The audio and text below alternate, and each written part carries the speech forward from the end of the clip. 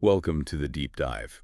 Today we're going deep on a pretty significant topic, the Christian view of man's origin and destiny.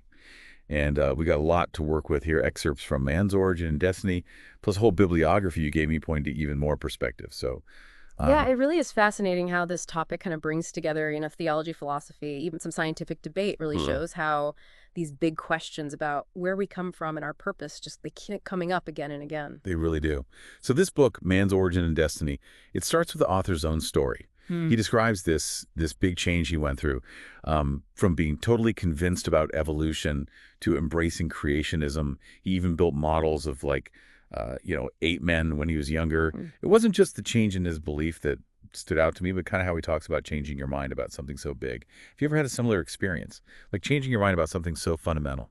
It's so interesting how we hold these beliefs and they really shape our view of everything. And when something challenges those beliefs, oh, it can be really uncomfortable. The way this author moved from evolution to creationism kind of shows the power of just thinking critically and being open to new information, even if it means questioning what we thought we knew for sure.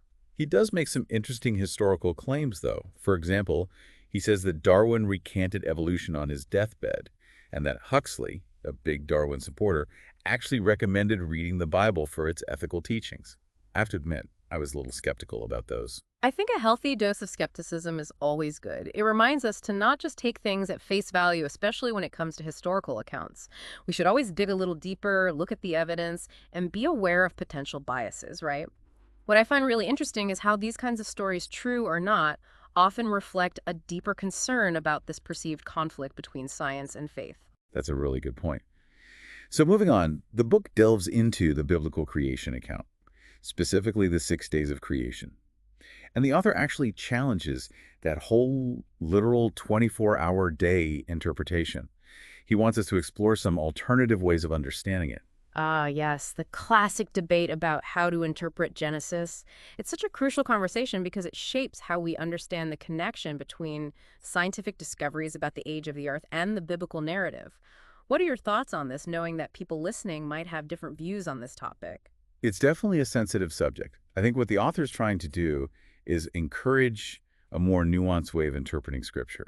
He's not necessarily rejecting the idea of divine creation, but maybe suggesting that the how could be a bit more complex than a straightforward literal reading.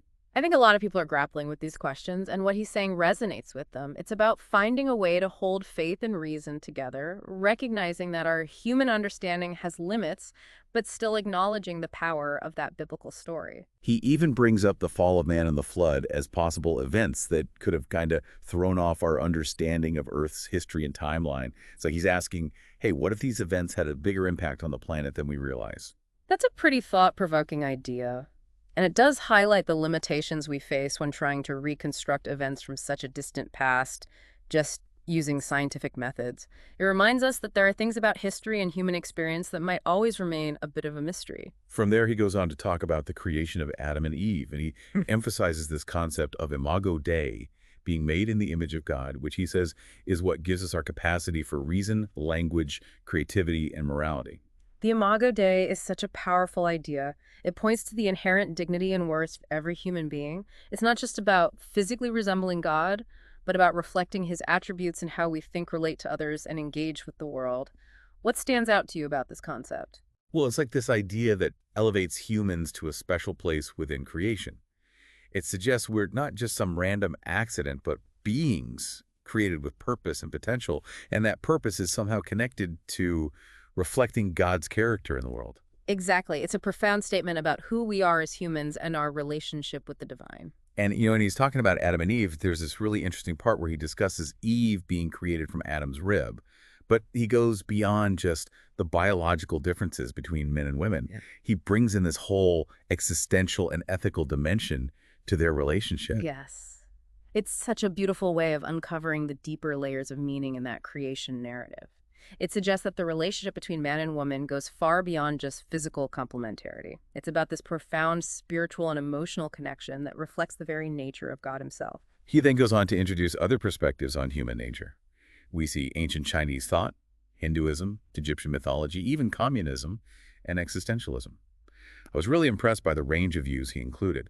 It's always valuable to compare and contrast different worldviews. It helps us to appreciate what's unique about the Christian perspective, while also recognizing some of the common threads that run through human thought across cultures and time periods. This comparative approach can also make these ideas much more relevant and less abstract to someone who's maybe encountering them for the first time. He even dives into that theological debate about dichotomy versus trichotomy, which are basically different ways of understanding what makes up a human being: body, soul, spirit. And then he adds his own theory based on the Trinity, saying that humans uniquely reflect the triune God. Yeah, now he's getting into some deep theological waters. But I think the point he's making is that the Christian view of human nature is closely tied to understanding the nature of God himself. It's not just about having a body and soul, but about reflecting the relationality and complexity of the Trinity in our very being. And then from there, he shifts to the topic of sin. He describes it as this rebellion against God and a distortion of our God-given abilities. And he talks about the devastating consequences of sin both for individuals and for society as a whole. It's a pretty sobering picture he paints. It is, but what's really striking is that he doesn't shy away from the fact that everyone struggles with sin. He even quotes philosophers like Kant, Hobbes, Marx, and Sartre, thinkers from all different backgrounds who all acknowledge this reality of human evil, even if they didn't use the same Christian language. It shows that this isn't just some religious idea, it's a fundamental part of the human experience. That's so true. It makes you think about how different worldviews grapple with this idea of human brokenness, even if they don't use the same terms or solutions. Absolutely. And I think this sets us up perfectly to explore the hope that the Christian faith offers in the face of this universal struggle. But that's a story for part 2 of our deep dive. You got it. We'll be right back to unpack how this book addresses the idea of redemption and the role of Jesus Christ in the Christian understanding of man's destiny. Okay, so we're back. And this deep dive has really been a whirlwind of ideas about where we come from and the complexities of being human. And we left off at a pretty heavy note, talking about sin and its impact on humanity. But the author doesn't just leave us there in that dark place, right? Definitely not. He actually makes this really smooth transition into talking about the hope offered by the Christian faith. And what's interesting is how he ties this hope to a universal human desire for redemption. Yeah, that makes sense to me. I mean, even outside of religion, don't we all feel that deep down, that desire for things to be made right, Yeah. to be freed from, things that hold us back? Oh, absolutely. Whether it's our own personal struggles or injustice in the world, or even just being aware of our own imperfections, there's this natural yearning for something bigger than ourselves to offer healing and make things whole again. And the author suggests that this longing points to something deeper, a spiritual hunger that the Christian faith tries to address. And he really focuses on Jesus Christ as the answer to this longing.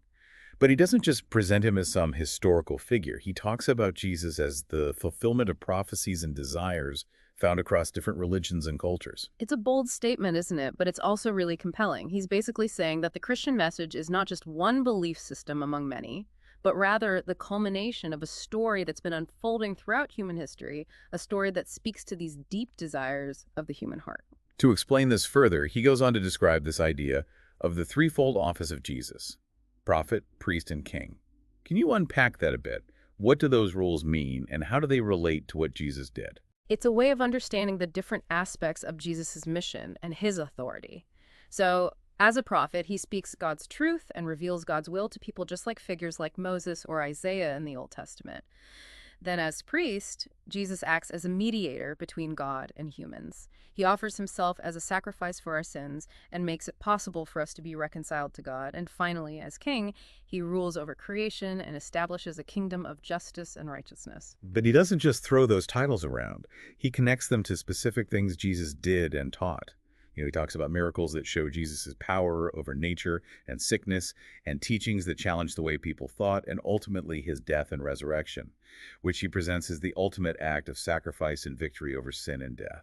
I really like how he takes these abstract ideas and grounds them in the actual life of Jesus. It makes these ideas relatable and meaningful. We're not talking about dry doctrines. We're talking about a person who lived, taught, and died for humanity. And he makes it clear that Jesus' death and resurrection aren't just events that happened in the past. He argues that they have a real impact on our lives today. How so? This is where we get into the heart of the Christian message of salvation. The author emphasizes that through what's called Jesus' passive obedience, his willingness to suffer and die on the cross. He paid the price for humanity's sins. And through his active obedience, living a perfect life following God's will, he gives us an example of how to live righteously. So it's not just about forgiveness. It's about being empowered to live differently. Exactly. It's about being reconciled to God and receiving new life through the power of the Holy Spirit. It's about going from a state of being broken and separated from God to a state of wholeness and connection with him. Okay, so we've talked about man's origin, the fall into sin, and the hope of redemption through Jesus. Now, what about our destiny? Where does the book go from here? This is where things get really fascinating. The author argues that even though humanity fell into sin, God's original purpose for us, what he calls the Dominion Charter, is still in effect. Can you remind us what that Dominion Charter is all about? It's basically the instruction given to humanity in Genesis to care for and cultivate the earth. The author doesn't see this as a license to exploit or control creation, but rather as a call to reflect God's own creativity and order in a way that's responsible and life-giving. So even though sin came into the picture, our core purpose hasn't changed. That's the author's argument. He's saying that even in a broken world, our mission is to be stewards of creation, to cultivate beauty and goodness, to grow in knowledge and understanding, and ultimately to reflect the image of God in everything we do. He even explores what this might look like in different areas of life, like science, technology, art, culture, even space exploration. It's as if he's saying no area of human effort is exempt from this Dominion Charter. Exactly. And he uses examples of Christian thinkers and artists from history who lived out this calling in their own fields, like Robert Boyle, who's considered the father of modern chemistry, J.S. Bach, with his incredibly moving music, and Abraham Kuyper, a Dutch theologian and politician who applied Christian principles to social and political issues. I love that he uses real-life examples. It makes this whole idea of dominion much more concrete and relevant to how we live today. Absolutely. It reminds us that our faith isn't meant to be something separate from our lives. It's meant to influence every aspect of how we live, how we work, how we create, how we relate to others, and how we interact with the world. This idea of dominion encourages us to think about the purpose and meaning behind our own work and creativity. Are we talking about building a utopia here? Is that the ultimate goal of this Dominion Charter? That's a great question. He certainly presents this hopeful vision of the world being transformed by God's grace and our obedience to him. But it's not necessarily about achieving a perfect society in this lifetime. He's pointing towards a much bigger vision of ultimate renewal and restoration that includes all of creation. And that's where we'll pick up in the final part of our deep dive. We'll explore the author's vision of our ultimate destiny and how it applies to our lives today. All right, so we're back for the final part of this deep dive into man's origin and destiny. And this has been a really thought-provoking journey so far, exploring this Christian view of where we come from and where we're going. We've covered so much, those early days of creation, the complexities of being human, the hope of redemption through Jesus, and even that fascinating Dominion Charter concept. Now, as we wrap up, I'm really curious to see where the author takes us with this vision of humanity's ultimate destiny. Like, what does he see for the future? Well, he paints a very bold and hopeful picture. He argues that the Christian story doesn't end with just individual salvation. It's about this cosmic renewal, a transformation of all creation, bringing everything back into harmony with God's original design.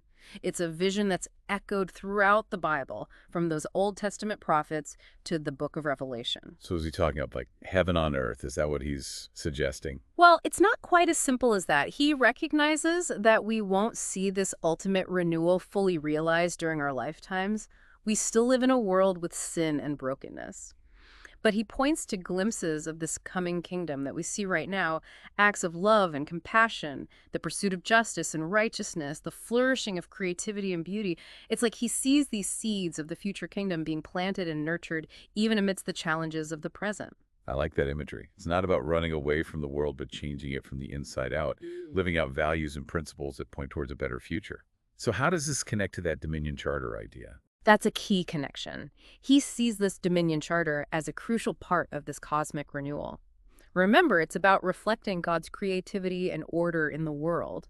It's about bringing those qualities of God, love, justice, beauty, truth, to every aspect of human activity. So it's more than just taking care of the environment, although that's certainly a part of it. He's saying we should approach everything we do, science, art, technology, politics, culture, with purpose and intention, trying to reflect God's character in all of it. Exactly. It's about seeing our work, whatever it may be, as a form of worship an expression of our love for God and our desire to see his kingdom come on earth as it is in heaven. He ends the book with this really powerful call to action, urging Christians to really take hold of this calling to spread the gospel and ultimately to see every nation under the lordship of Christ. That sounds pretty ambitious. Does he truly believe that's possible? He absolutely does. And he points to the fact that the Christian message has spread all over the world, transforming so many lives and cultures. It's a reminder that even when there are setbacks and challenges, God is working in ways we may not fully grasp to bring about his purposes. This deep dive has been really thought-provoking. There's so much here about how we understand our place in the universe, our purpose, and the potential for real change, both individually and collectively. What would you say is the most important thing our listeners should take away from all of this? I think the author leaves us with this really profound sense of both responsibility and hope. Responsibility because we're called to be a part of this grand story of redemption and renewal. It's not just about waiting for heaven, it's about actively trying to make the world a better place, using whatever influence we have. And hope because we're assured that God is at work, arranging things, transforming hearts, and ultimately bringing his kingdom into being. That's a beautiful way to put it. As we wrap up, is there one question you'd like to leave our listeners with? Something to think about as they go about their lives? I would ask, how can you, in your own unique way, reflect God's character and contribute to the flourishing of his kingdom right here in the world? It's a question worth pondering, and I think the answers will lead to lives that are full of meaning and purpose and ultimately joy. That's great. And that concludes our deep dive into man's origin and destiny. We hope you found this exploration stimulating and insightful. Remember, the journey of asking these big questions doesn't end here. Keep searching, keep questioning, and keep striving to live lives that reflect the incredible gift of being human. Until next time, happy diving.